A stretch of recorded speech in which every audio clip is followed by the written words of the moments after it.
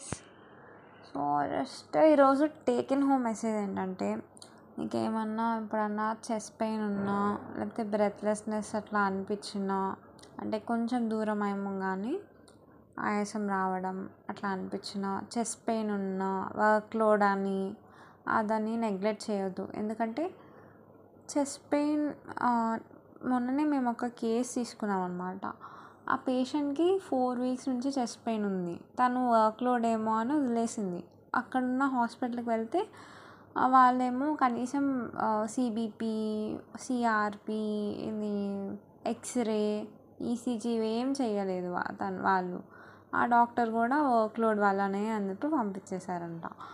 So దాని తర్వాత ఇప్పుడు మా హాస్పిటల్ ఆర్వీఎంలో అడ్మిట్ అయిన తర్వాత she came to know that there is pleural effusion. Nearly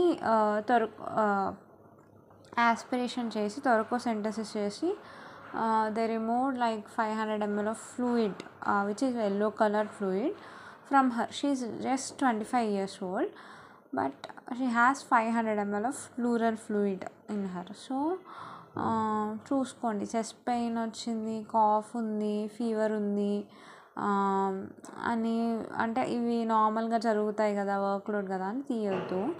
so కొంచెం ముందే ప్రికాషన్స్ తీసుకొని ఇట్లాంటి సిమ్టమ్స్ ఏమైనా వస్తే నియర్ బై డాక్టర్కి కన్సల్ట్ అవ్వండి. వాళ్ళు ఒకవేళ ప్రాపర్గా ట్రీట్ చేయకపోతే మళ్ళీ మీకు ఈ సిమ్టమ్స్ వస్తే you better go to other hospital where you undergo CXR and find out your diagnosis and treatment as early as possible జరిగితే ఛాన్స్ ఆఫ్ రికవరీ మోర్ ఉంటుంది అన్నమాట.